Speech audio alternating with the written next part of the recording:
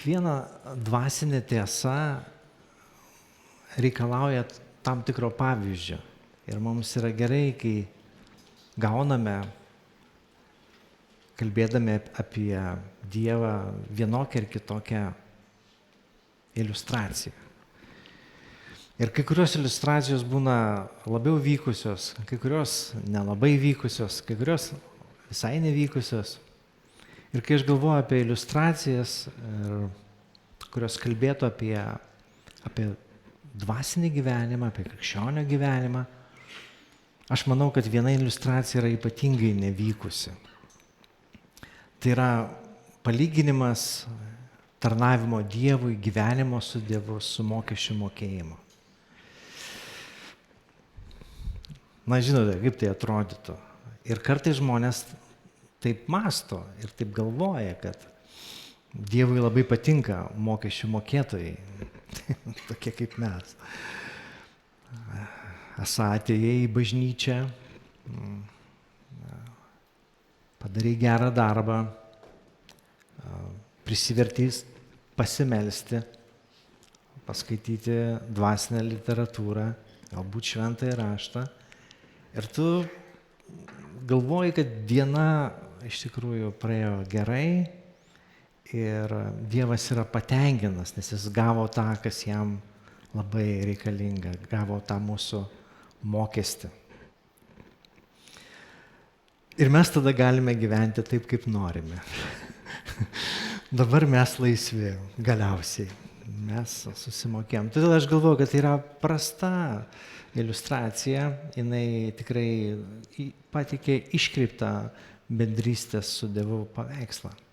Bet netgi taip nutinka, kad netgi ir prastose iliustracijose yra tam tikras tiesos grūdas. Ir jeigu mes pamatom tą grūdą, jį išryškinam, apie jį kalbam, tada ta iliustracija tampa visai naudinga. Ir taip, dvasinis mūsų gyvenimas neturėtų būti panašus į mokesčių mokėjimą, bet mumise, kiekviename žmoguje, be išimties, yra kažkas, kas turi būti atiduota. Kas turi būti atiduota ne mums patiems ir netgi ne kitiems žmonėms, bet Dievui. Negaliu sakyti, kad tai galbūt turėtų būti sumokėta, bet tai turi būti atiduota, nes mes priklausome. Kaip kūriniai, kaip žmonės mes priklausome ir gyvenandami šitame pasaulyje mes turime įvairiausių autoritetų, įvairiausių pareikalavimų, kad kažką mes turim padaryti, kažkam turim kažką duoti, bet nežiūrint to, Dievas yra vienintelis asmuo, kuriam žmogus iš tikrųjų priklauso kaip jo kūrinys ir jo labiau kaip jo vaikas, jeigu jis yra nuplautas viešpaties Jėzaus atpirkimo krauju. Taigi mes turim kažką, ką turime atiduoti ir tai šiek tiek panašu į atidavimą, į tarsi, netikslu būtų sakyti, sumokėjimą, bet atidavimą, savęs priskyrimą, savęs matymą kaip tą, kuris priklauso nuo kito, priklauso nuo savo kūrėjo.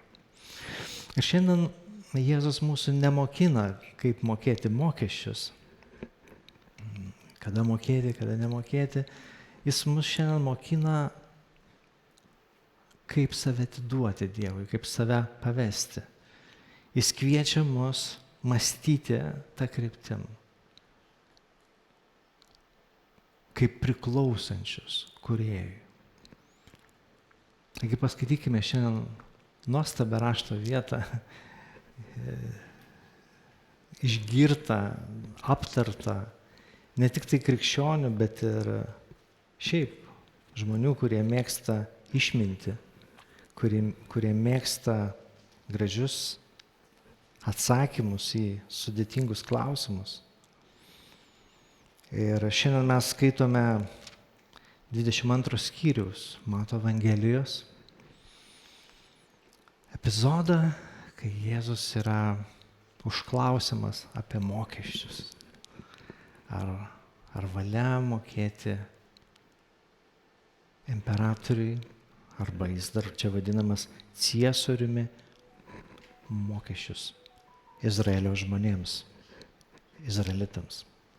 Paskaitykime nuo 15 eilutės, Mato Evangelija, 22 skyrius, nuo 15 eilutės ir skaitysime iki 22. Tuomet fariziejai pasitraukė ir tarėsi, kaip jį sugauti kalboje. Jie nusiuntė pas jį savo mokinių kartu su erodininkais, kurie klausė: Mokytojau, mes žinome, kad esi tiesiakalbis, mokai Dievo kelio, kaip reikalauja tiesa. Ir niekam nepataikauji, nes neatsižvelgi į asmenis.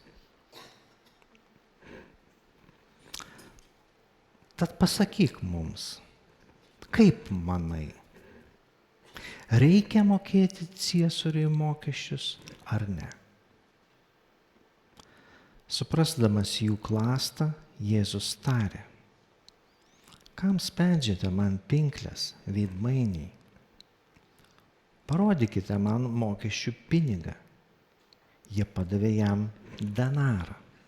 Jis paklausė: Kieno čia atvaizdas ir įrašas? Jie atsakė: Ciesoriaus. Tuomet Jėzus jiems tarė: Atiduokite tad kas ciesoriaus ciesoriui, o kas Dievo Dievui.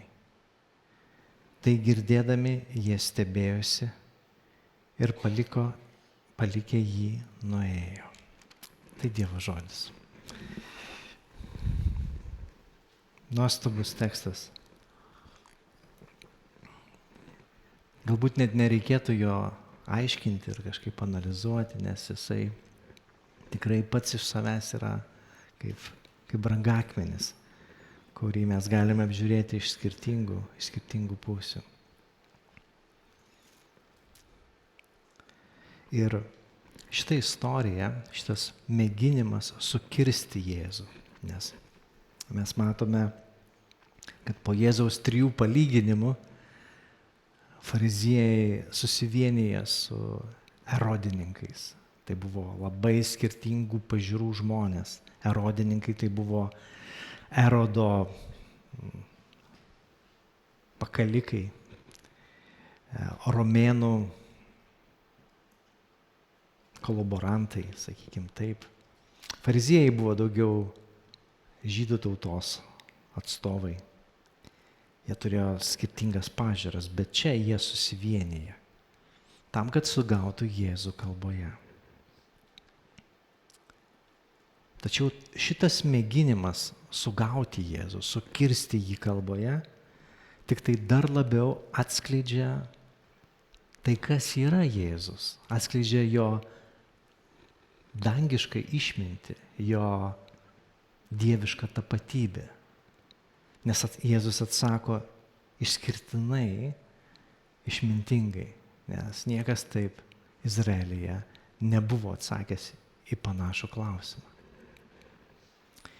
Ir mes šitoje istorijoje taip pat galime suprasti, kad tikrai ne kiekvienas klausimas ieško tiesos. Ne kiekvienas klausimas yra skirtas tam, kad išsiaiškinti tiesą. Ir šituo atveju taip ir nutiko. Ir mes esame daugybę kartų tai stebėję aplinkui save, kai koks žurnalistas, televizijos laidos vedėjas, pašnekovas savo klausimui, pašnekovai užduoda klausimą. Ir tą klausimą užbaigia tokiu reikalavimu: atsakykite į šitą klausimą, taip ar ne. Tiesiog mes nebeturime laiko, eterio laikas baigėsi. Atsakykite taip ar ne. Ir klausimas, kurį užduoda žurnalistas, jis yra suktas. Ir nežinau, kiek jums pačiam yra tekę sulaukti tokio klausimo. Atsakyk tik tai taip ar ne. Man nereikia jų komentarų, tik taip ar ne. Ar smerkite savo partijos kolegas, kurie toleruoja korupcinius ryšius su verslu? Arba kurie turi korupcijos ryšius? Jeigu tu pasakysi taip, kad smerki, tai tu pripažinsi, kad tavo partija turi korupcinių ryšių. Jeigu tu pasakysi ne, tai reiškia, kad tu esi už korupciją ir tu nesmerki blogio. Panašus klausimai. Ir dar antikos laikais šitas būdas, retorinis būdas pagauti kitą, užduodant jam klausimą su paslėpta prielaida, buvo žinomas. Ir apie tai pasakoja vienas filosofijos metraštininkas, kurio vardas Diogenas Laertijas. Jis rašo apie tokį filosofą Menedemą, kuris sulaukė iš savo kolegos sukto klausimo. Ir klausimas skambėjo taip, sako, ar nustojai mušti savo tėvą? Ar nustojai mušti savo tėvą? Jeigu sakysi, kad nustojau, tai reiškia, kad mušėjai. O jeigu pasakysi, kad ne, tai vis dar mušė.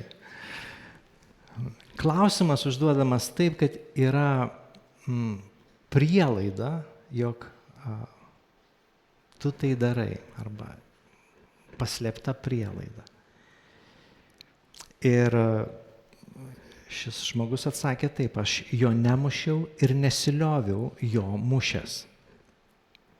Ir tada jis buvo tiesiog puolamas ir spaudžiamas pasakyti, tai taip ar ne. Ir jis atsakė, būtų kvaila priimti tavo nustatytas sąlygas, kai galiu tave sustabdyti dar prie įėjimo. Taigi, tokie sukti klausimai, jie dažniausiai turi paslėptą prielaidą. Taip, jeigu tas klausimas būtų užduodamas žmogui teisme, kuris buvo sugautas už tai, kad jis kažką sumušė ir būtų jam tas klausimas užduoda, tai būtų teisingas klausimas. Bet kai yra visai kitokia situacija, tas klausimas yra suktas, jis bet kuriuo atveju tarnauja pačiam klausiančiam, kad apkaltintų tą, kurio yra klausima. Ir padarytų jį kaltu, nesant kaltu. Na, klasikinis šiandien retorikos klasėse naudojamas pavyzdys yra toks.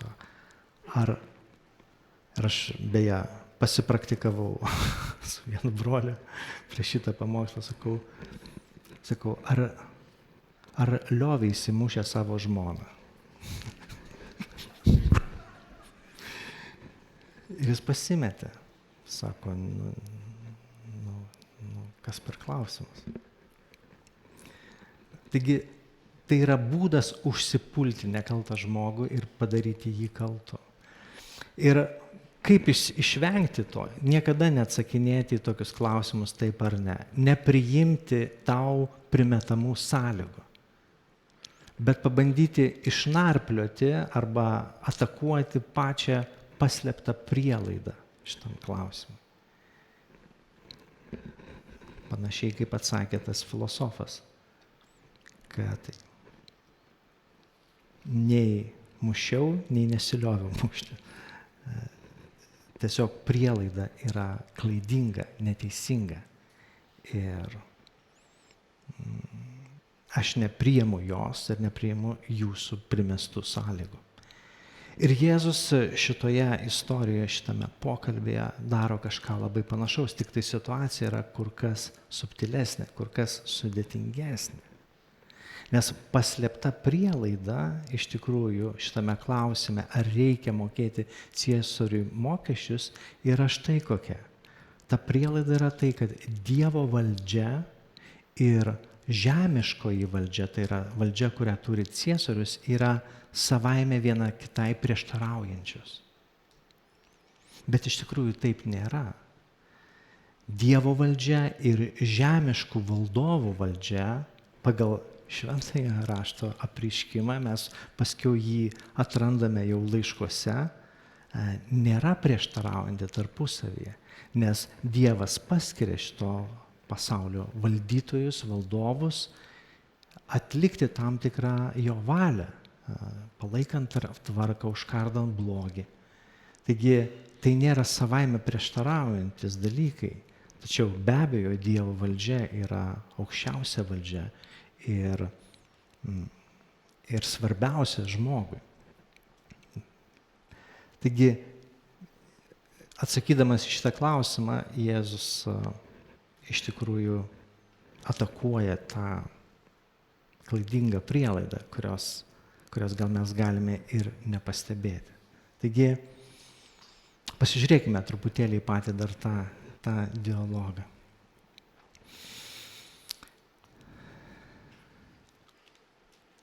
Taigi mes matom, kad tai yra klausimas, kuris neieško tiesos, jis ieško kaip apkaltinti Jėzų. Ir klausimas yra jų požiūriu iš tikrųjų labai sudėtingas, nes galbūt jie sąmoningai ir nesąmoningai vadovaujasi šitą klaidingą prielaidą apie Dievo ir apie žemiškos valdžios prieštaravimą. Taigi jie klausia mokytojų, mes žinome, kad esi tiesiakalbis, mokai Dievo kelio, kaip reikalauja tiesa, niekam nepatikau, nes nesižvelgia asmenis. Tad pasakyk mums, kaip manai, ar reikia mokėti ciesoriui mokesčius ar ne? Atsakyk, taip ar ne? Taip ar ne? Ir Jėzus iš karto atakuoja būtent šito klausimo suktumą ir nenuoširdumą. Kam spendžiate man pinklės veidmainiai? Nes buvo akivaizdu, kad jeigu tu atsakysi, kad reikia mokėti imperatoriui, ciesoriui mokesčius, didžioji tautos dalis bus nusivylusi tavimi kaip dvasiniu mokytoju. Nes žydai buvo pavergti romėnų ir jiems tai reiškia ir dvasinę vergystę. Todėl tokiu būdu, atsakydamas Jėzus, užsitrauktų daugelio žmonių nusivylimą, nepritarimą tam. Ir netgi žinoma iš istorijos, kad 6 metais po Kristaus, visai nesenai, toks Judas Galilėjietis buvo sukėlęs didžiulį maištą dėl to, kad žydai nenorėjo mokėti jiems paskirtų Romos mokesčių. Bet jeigu tu atsakytum, kad nereikia mokėti ciesoriui mokesčių, tu atsistotum į vieną gretą su maištininkais. Dalis tautos, tokie kaip zelotai arba uolieji, radikalai dešinieji, jie būtų sakę, puikus atsakymas, einam į miškus, einam į kalnus, galandam kalavijus ir kovojam prieš Romą. O Roma, akivaizdu, paskelbtų tokį žmogų kurstytojų prieš imperatoriaus valdžią. Žodžiu, bet kuris atsakymas yra pavojingas ir nepageidautinas. Ir kiekvienas tai žino. Ir Jėzus žino puikiai šitą sąmokslą. Ir tada jisai paprašo, sako, duokite man mokesčių pinigą. Parodykite man mokesčių pinigą. Labai įdomu, Jėzus neturėjo kišenėje to pinigo, kurio jam reikėjo, iliustracijai. Ar jis buvo vargšas? Tikriausiai jisai neturėjo piniginės. Galbūt tai buvo pas kažką iš mokinių, ta piniginė, tas iždas, bet Jėzus su savim jų neturėjo. Sako, parodykit man tą pinigą. Ir turėkite omeny, kad dialogas, pokalbis vyksta šventyklos teritorijoje, šventoje vietoje. Ten svetimų atvaizdų negalima turėti. Bet pasirodo, kad tie, kurie jo klausia, patys tų pinigų turi savo kišenėse. Ir jie ironiškai išsitraukia vieną iš tų pinigų ir paduoda Jėzui. O kas buvo užrašyta ant to pinigo? Vienoje pusėje buvo užrašyta, skaitau lietuvišką tekstą, Tiberijus Cezaris, dieviškojo Augusto sūnus. Tiberijus tuo metu buvo imperatorius, Cezaris, dieviškojo Augusto sūnus. Tai yra, kieno sostą jis paveldėjo. O kitoje pusėje buvo parašyta Pontifex Maximus, latiniškai, kas reiškia aukščiausiasis kunigas. Rimtai pasakyta, aukščiausiasis kunigas. Tai žydų mąstymui tai atrodė visiškai priešingas pikžodžiavimas, o ne kas kita. Taigi jie negalėjo net žiūrėti tą pinigą, bet savo kišenėje jie jį turėjo. Taigi, sukrapštę tą pinigą jie paduoda Jėzui. Ir Jėzus sako, kieno čia atvaizdas ir įrašas? Ciesorius, imperatorius. Ir Jėzus atsako, tai atiduokite kas Ciesoriaus Ciesoriui. Čia jo pinigas. O kas Dievo, atiduokite Dievui.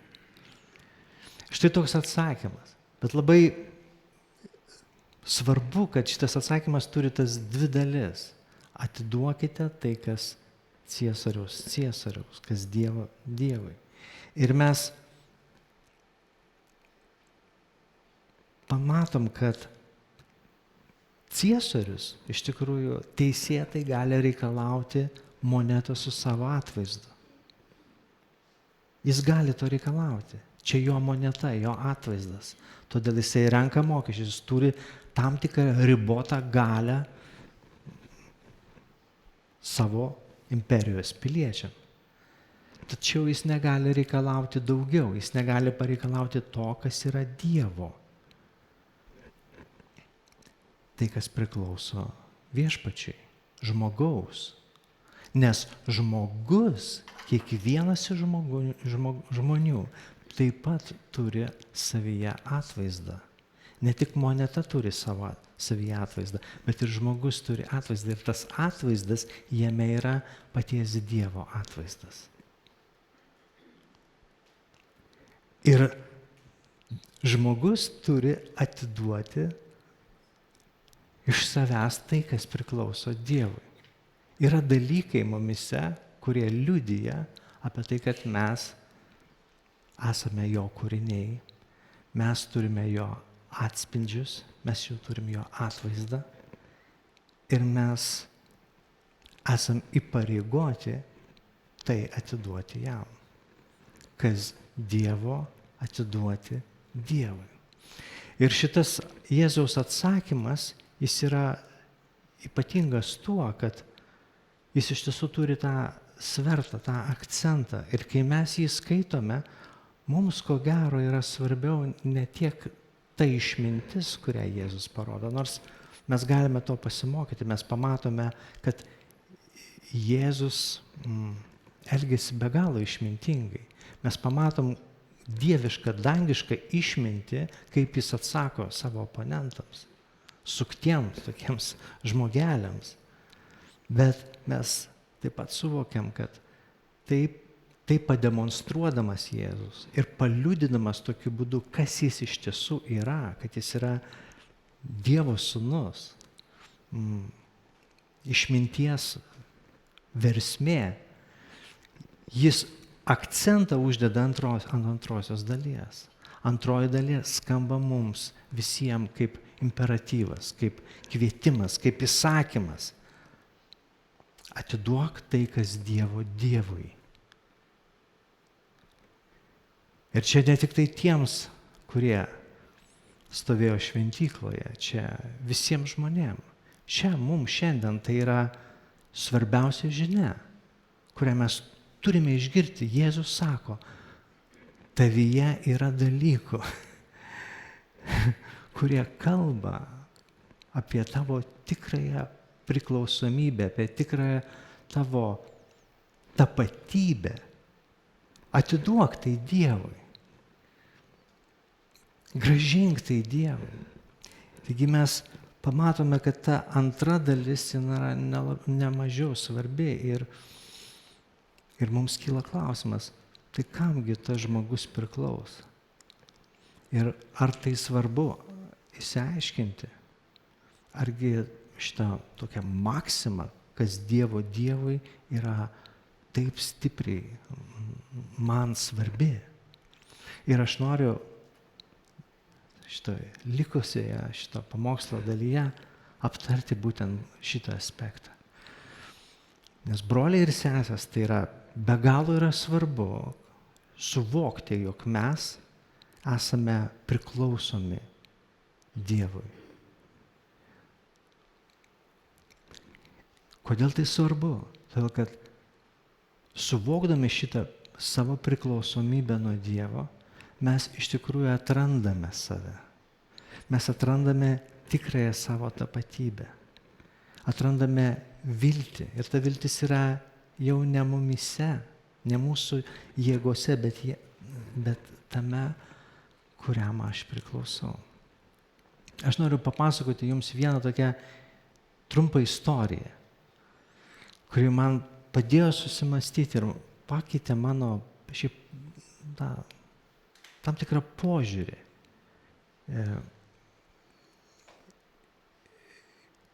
į tokius kritinius, sunkius gyvenimo klausimus. Mes prieš kažkiek metų su viena vyresne sese nuėjome aplankyti kitos sesės į slaugos namus. Ta sesuo, kurią mes lankėme, ji buvo kadaise labai tokia aktyvi, gyvybinga moteris, bet praėjo metai, ji susirgo demencija, ir galiausiai atsidūrė slaugos namuose. Ir mes nuėjom, pasiėmėm ten laikraščių, dar knygelių kažkokių, ir mes nuėjom pas ją. Įėjus į palatą, ta palata buvo tokia didelė ir nieko ten daugiau nebuvo, tik tai viena lova jos ir jinai sėdi ant tos lovos. Aš pradžiai nepažinau, bet paskui supratau, kad ji nedažo čia plaukų, todėl jinai turi tokius pilkšvus plaukus, o ne baltus, kaip visada būdavo bažnyčiai. Sakau, čia ji, pažinau, visai gerai atrodo. Pradėjau aš kalbinti, pradėjau užduoti klausimus ir savo pasimetimui aš supratau, kad jinai nepažįsta manęs. Jinai nežino, kas aš esu toksai. Su manim buvusi sesuo sako, čia pastorius, čia taip. Jis žiūri mane ir kažką kalba, sakiniai per vidurį subyra ir kažką sako ir aš nesuprantu, ką jinai sako. Žodžiu, mes kalbėjomės taip kaip tokie nesusikalbantys žmonės. Ir aš neturiu praktikos tokios slaugos arba kaip bendrauti tokiais atvejais. Ir aš, pasimečiau ir aš nežinau, kaip čia man dabar toliau tęsti tą pokalbį. Galiausiai mes pabuvome, pasimeldėm ir išėjome iš tos palatos. Bet po to aš ilgai galvojau, o tai Viešpatie. O tai kaip man žiūrėti tokią situaciją, kai žmogaus gyvenime ateina tokia griūtis, fiziologinė griūtis, smegenys pradeda nebeveikti, galbūt pas kažką nebeveikia kūnas, atskiri organai, bet va šito atveju, kaip jinai dabar tiki, kur yra jos tikėjimas, ar tas tikėjimas, kurį jinai turi, yra pakankamas, kad jinai būtų išgelbėta, kad jinai pasiektų išganimą. Tokie klausimai man kyla. Ir po to man teko suvokti labai svarbią tiesą, kurią mes, evangelikai, turime. Ir mūsų bažnyčia turi Naują Miesto katekizmą. Ir pirmas klausimas, aš raginu jūs, susiraskite tą katekizmą, susiraskite tą pirmą klausimą ir išmokite jį mintinai. O ten klausimą, kokia vienintelė mūsų viltis gyvenant ir mirštant. Ir čia turime omeny, kad gyvenant ir mirštant, ne tada, kai visada gerai viskas gyvenime, bet kai gyvenimas pradeda apmirti, kai jis galiausiai pradeda byrėti ir kai nieko atrodo nebelieka. Žmogus, kurį mes pažinojom, staiga tampa kitu žmogumi. Ir mes žiūrime tai, žiūrime kaip tikintieji ir galvojame, kas jam atsitiks, kokia mano viltis, kai aš mirštu, kai viskas baigėsi, kai viskas byra. Ir atsakymas šitą klausimą yra, ar žinote atsakymą šitą klausimą? Atsakymas yra paprastas, ne kad mes patys esame savo šeimininkai. Mano viltis yra tokia. Bet kūnu ir siela, gyvendami ir mirdami, mes priklausome Dievui ir mūsų gelbėtojui Jėzui Kristui. Paklausyk, atrodo labai paprasta, bet pakeičia mūsų mąstymą. Visą savo gyvenimą mes gyvenam taip, tarsi bandytumėm viską išlaikyti. Viskas nuo mūsų priklauso. Viską mes laikom ir palaikom. Save pačius rengiam, save pačius maitinam, laikom savo tikėjimą, savo bažnyčią. Mes viską laikom savo rankose. Ir mes taip priprantam, kad mes laikom iki pat pabaigos. Bet kai ateina kritinis momentas, mes galvom, aš nebelaikau. O jeigu aš nebelaikysiu ir tikriausiai bus momentas, kai aš nebelaikysiu. Tu ateisi pas mane ir sakysi, pastoriau, jūs sakėte tokius pamokslus, o dabar nesugebat sakinio suregzti. Aš jūsų nesuprantau, norėčiau suprasti, ar apskritai jūs dar tikit Jėzų. Ir aš gal kalbėsiu apie kažkokias sapnus savo, kurios naktį sapnavau, kaip mano senelis pasakojo. Galvoju, ar čia tas žmogus, kurį aš pažinau. Ir mane apima didžiulis nerimas tada. Ir katekizmas sako, ne kad mes patys esame savo šeimininkai, bet gyvendami ir mirdami, kūnu ir siela, mes priklausome Dievui ir mūsų gelbėtojui Jėzui. Mes jo rankose esame. Štai kur mano viltis. Jeigu aš ne jo rankose, tai aš vilties ir neturiu. Aš neišlaikysiu. Atsiminkite tą giesmę, kurią mes mokame ir kartais giedame. Kai tikėjimas išnyks. Išblės. Pamenat? Kokia netikėjimo giesmė. Kai tikėjimas išblės, Viešpatie, pašalinkite šitą giesmę iš mūsų giesmyno, kaip tikėjimas išblės. Kaip galima šitaip. Niekada neišblės. Bet išmintis sako, kartais atrodo, kad tikėjimas išblės. Ir yra atsakymas, kai tikėjimas išblės. Kristus išlaikys. Kai dvejonė nugalės, jis tvirtai laikys. Aleliuja. Štai kur tavo atrama, štai kur tavo viltis, kad tu ne savo priklausai, o priklausai Dievui. Jis tave laiko, brangusis. Ir ta mano močiutė, kurią mes lankėme, kurią mes ten pamylėjome, glostėme, meldėmės už ją, Kristus laiko savo rankose. Ir jis niekas iš šio rankos jos neišplės. Jis nusineš ten, kur priklauso, į savo dangiškus namus. Broliai, sesės, tai yra labai svarbu, tai ką jūs sako. Turėti šitą viltį, šitą pasitikėjimą. Nes mano stiprybė, mano viltis, mano tapatybė remiasi ne tai, ką aš laikai, ne ką aš turiu, ne tai, ką aš pats apie save suprantu, bet tai, kas Dievas man yra, kam aš priklausau, jis yra visako pamatas. Amen.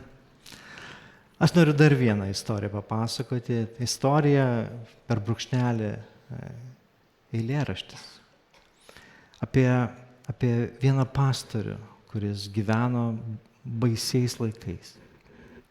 Ir šitą istoriją, šitą pasakojimą, šitą poemą, kurią jis parašė paskutinėmis savo gyvenimo dienomis, aš vis prisimenu. Aš vis prisimenu ir šiais metais prisimenu prieš išleidžiant 12-okus iš mokyklos. Ir staiga aš vėl pradėjau ją žiūrėti ir man jinai vėl suspindo naujoj šviesoj. Ir kalba eina apie Dietrichą Bonhoefferį, kuris buvo liuteronų pastorius, teologas, mąstytojas, didis žmogus iš tikrųjų, labai šviesus žmogus. Tiesa, turėjo išeiti iš šito pasaulio 39 metų. Jisai priešinosi nacizmui. Jis nebuvo karys, jis buvo mąstytojas, bet jis priešinosi Hitleriui. Ir už tai jis buvo įkalintas ir likus keliom dienom iki karo pabaigos jis buvo pakartas nacių kalėjime. Paskutinės jo gyvenimo dienos tekėjo kameroje su kitais savo nelaimės draugais. Ir žinot, mes turime ne vieną knygą, netgi išverstą į lietuvių kalbą. Jis tikrai labai solidus mąstytojas. Bet tomis siaubo dienomis, vieną iš paskutinių tekstų jis parašė, tai buvo eilėraštis, kuris vadinosi taip, kas aš? Ką tu nežinai, kas tu esi? Tai vat, gyvenai, mokėjai, skaitėjai knygas, o dabar nežinai, kas tu esi. Bet tas eilėraštis taip vadinasi, kas aš? Ir aš noriu jums priminti, apie ką jis. Pirmoje dalyje šito eilėraščio jisai kalba apie tai, kaip kiti žmonės jį mato. Ką žmonės sako apie jį. Ir čia yra įdomus pastebėjimas, kad didžioji dalis mūsų vertinimo ir mūsų nuomonės apie save remiasi tai, ką žmonės apie mus sako. Ar ne taip? Ar ne taip? Ką žmonės sako, ką žmonės pasakys, tas tu ir esi. Ir Bonhoefferis apmąsto, sako, kas aš? Jie dažnai man sako, jog iš kameros žengiu ramiai, linksmai ir tvirtai, tarsi dvarininkas iš savo pilies. Kas aš? Dažnai man sako, jog su sargybiniais kalbu laisvai, maloniai ir aiškiai, lyg būčiau padėties šeimininkas. Atsiminkite, jis yra kalėjime. Ir kameros draugai mato jį ramų, linksmą, tvirtą, tarsi dvarininką savo pilį. Su sargybiniais jis kalba laisvai, maloniai, aiškiai, tarsi jis būtų padėties šeimininkas. Mes matom didelę, stiprią asmenybę. Žmonės mato ją. Ir jie taip pat sako, kas aš, jie taip pat man sako, jog nelaimės dienas išgyvenu abejingai, su šypsena, išdidus, kaip žmogus pripratęs nugalėti. Žmonių vertinimas Bonhoefferiui yra labai palankus. Jis tiesiog yra išskirtinė, nuostabi asmenybė, drąsus, tvirtas, pasitikintis. Bet Bonhoefferis žino, kad tai nėra tiesa apie jį. Jis užduoda toliau savo tą klausimą, kas aš? Nes jam nepakanka to, ką žmonės sako. Ir apie save jis mato, savo viduje jis išgyvena visiškai kitą pasaulį. Ir jis klausia savęs, ar tikrai esu tai, ką apie mane sako kiti, o gal esu tik tai, ką pats apie save žinau. Čia, žinote, ateina alternatyvus požiūris, introspekcija. Ką aš jaučiu, kaip tu jautiesi. Taipgi, Bonhoefferi, kaip tu jautiesi. Nekreipit, ką žmonės, nors žmonės kalba labai gerai apie jį, tai neatsako jo klausimą, tada jisai sako, tai ką aš apie save mąstau. O apie save jisai jaučia štai ką, nerimstantis, sako jis, kupinas ilgesio, ligotas kaip paukštė narve, godžiai gaudantis gyvybinį kvapą, lyg mane kas bandytų smaugti, geidžiantis, spalvų, gėlių, paukščių balsų ištroškęs gerų žodžių, žmonių artumo, drebėdamas iš pykčio dėl savivalės ir niekingos užgaulės dėl didelių dalykų laukimo, praradęs ramybę, bejėgiškai nerimaujantis dėl bičiulių toli nuo tėvynės, pavargęs ir pernelyg tuščias, kad galėčiau melstis, mąstyti, kurti, silpnas ir pasiruošęs su viskuo atsisveikinti. Visai kitas pasaulis, visai kitas žmogus. Pažvelgęs į savo vidų, Bonhoefferis susiduria su visai kitokia realybė. Nerimu, troškimu, pykčiu, nuovargiu, silpnumu. Ko jam klausyti? Kas tu esi? Kas aš? Ar tą, ką sako žmonės, ar tai, ką aš jaučiu apie save, savo širdį, savo vidui? Taigi jis to ir toliau klausia, kas aš tas ar anas? Ar šiandien aš tas, o rytoj kitas? Ar aš draugai ir tas, ir kitas, prieš žmonės veidmainis, prieš save patį niekingas, aimanuojantis silpnuolis? Kas aš? Ir eilėraštis baigėsi tuo klausimu ir sako, vienišas klausimas šaiposi iš manęs. Ir paskutinė eilutė yra verta milijono. Tai kaip jis baigė eilėraštį, jis sako, kad ir kas būčiau, tu mane pažįsti. Esu tavo Dieve. Kad ir kas būčiau, tu mane pažįsti. Esu tavo Dieve. Taigi Bonhoefferis randa stiprybę ne savo jausmuose, ne žmonių nuomonėse apie jį. Jis randa stiprybę pasitikėjime tuo, kuriam jis priklauso. Kad ir kas būčiau, tu mane pažįsti. Esu tavo Dieve. Todėl man atrodo, kad šitas eilėraštis puikiai mums iliustruoja ir pasako tai, ką mums pasakė Jėzus šitoje ištraukoje. Kas Dievo, tebus Dievui. Amen.